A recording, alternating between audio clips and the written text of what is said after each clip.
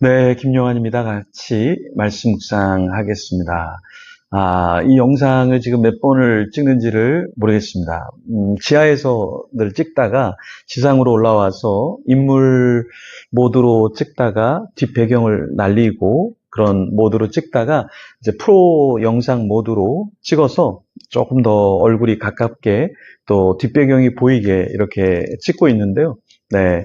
새로운 곳에서 또 새롭게 촬영을 좀 하고 있습니다. 영웅도 사라지는데요. 간웅도 사라지죠. 근데 영웅은 사라질 때 좀 천천히 사라진다면 간웅, 그러니까 악한 어떠한 존재는 더 빨리 사라진다라는 거예요. 한자에 이런 두 단어가 있습니다. 난세, 지영웅, 그리고 난세, 지간웅이라는 말이 있죠. 무슨 말일까요? 난세, 지영웅이라는 말은 어지러운 세상이 낳은 영웅, 이런 뜻이고요. 난세, 지간웅이라는 것은 삼국지에서 조조를 평가할 때 나온 유래 깊은 말인데요. 허소라고 하는 사람이 조조에게 이런 말을 했죠. 자네는 치세, 그러니까 평화로운 세상의 능신이요, 난세의 간웅이로다, 이렇게 이야기했습니다. 그러면서 조조의 그 간웅, 어떠한 영악한 모습, 그것을 찔렀던 말이었죠.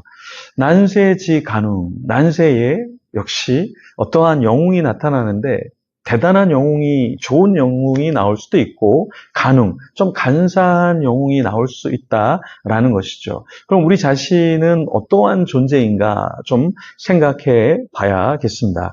오늘 역대상 10장에 보면 어떤 내용이 나옵니까? 네, 신접한 자에게 가르치기를 청하고 또 여호와 하나님을 섬기는 것 같지만 하나님 앞에 순종하지 않는 그런 사울의 모습이 나타나죠. 하나님은 우리가 어떠한 삶을 살기를 원하실까요?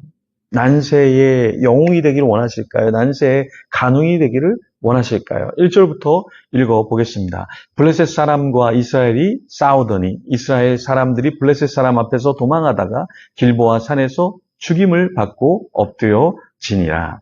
블레셋 사람이 사울과 그 아들들을 추격하여 사울의 아들 요나단과 아미나답과 말기 수아를 죽이고 사울을 맹렬히 치며 활 쏘는 자가 사울에게 따라 미치매 사울이 그 쏘는 자를 인하여 심히 궁급하여 자기의 병기 가진 자에게 이르되 너는 칼을 빼어 나를 찌르라. 저 할례 없는 자가 와서 나를 욕되게 할까 두려워하노라. 그러나 그 병기 가진 자가 심히 두려워하여 즐겨 행치 아니하매 사울이 자기 칼을 취하고 그 위에 엎드러지니 병기 가진 자가 사울의 죽음을 보고 자기도 칼에 엎드려져 죽으니라. 여기 보면은 블레셋 사람들과의 맹렬한 전투 속에서 이스라엘 군대 그리고 사울이 전쟁을 했죠. 그런데 결국에 사울이 죽게 되는 그 상황이었습니다. 그런데 이 사울이 그냥 죽는 것이 아니라 자기를 죽여달라 이렇게 이야기를 하죠. 저 블레셋 사람, 이방인의 손에서 죽는 것보다 차라리 그냥 네가 나를 좀 죽여라. 그러면서 한 군인에게 자기를 죽여달라. 이렇게 이야기를 하죠. 이런 모습을 보고 자살하고 하나님을 욕되게 하는 것이다. 이렇게 해석을 하곤 했습니다. 맞죠? 자기 스스로 자기 목숨을 끊으려고 하는 것은 합당한 것이 아니죠. 그런데 사울의 생각에는 자기가 어차피 죽을 것인데 이방인의 손에 죽는 것보다는 그냥 차라리 같은 민족의 손에 죽는 게 낫겠다. 치욕적인 죽음보다는 이렇게 죽게 되는 게 낫겠다라고 생각했을 것입니다. 어쨌든 생명에 대해서 자신이 자기의 생명을 끊으려 한 것은 잘못된 것이죠. 오늘날도 참 기독교인 중에서 많은 사람들이 자살을 합니다.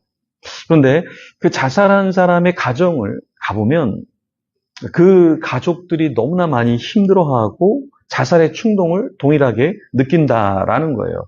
예전에 조용히 장례를 좀 치러달라고 연락이 왔었습니다. 그래서 가보니까 제가 그 최근에 그 당시 1월 2일 정도 뉴스에서 나왔던 자살 사건이 있었는데 그 사건의 당사자가 이 가정의 부모님이었던 거예요.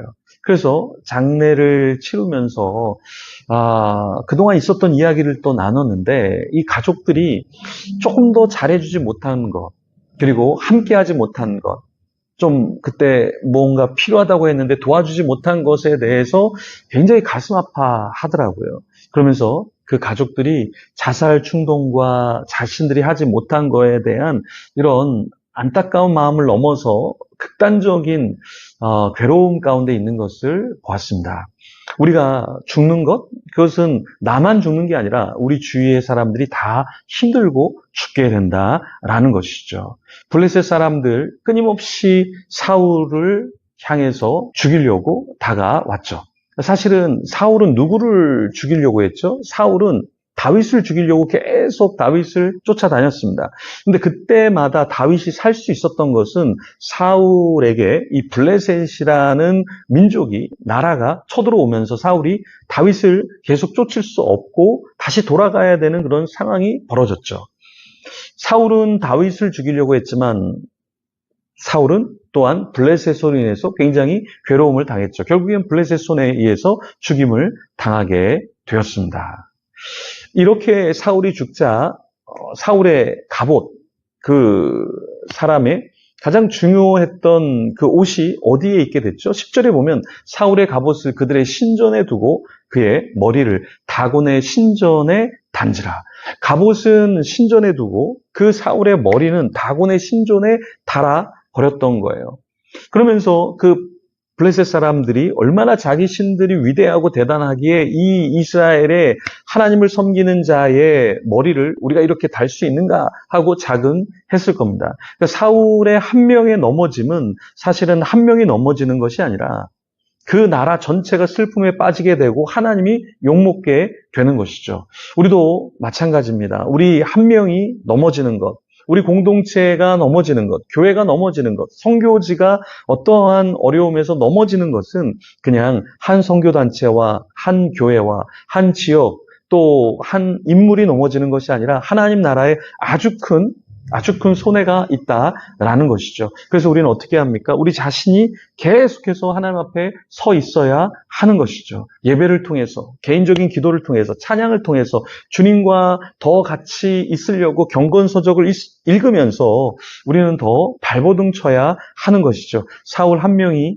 무너지자 그 나라와 하나님의 이름이 욕을 먹게 되었죠. 우리 한 명 한 명이 잘 서서 주님을 드러내고 또 공동체를 세우는 저와 여러분이 되기를 소망합니다. 기도하겠습니다. 하나님 감사합니다. 우리를 불러주시고 깨워주시니 감사합니다. 주님, 우리 한 사람이 무너지는 것은 한 사람이 무너지는 것이 아니라 가정과 공동체와 나라와 하나님 나라의 큰 손해임을 압니다. 무너지지 않게 하여 주시고 견고히 서서 하나님의 영광을 드러내는 자 되게 하여 주시옵소서. 감사합니다. 예수님 이름으로 기도합니다.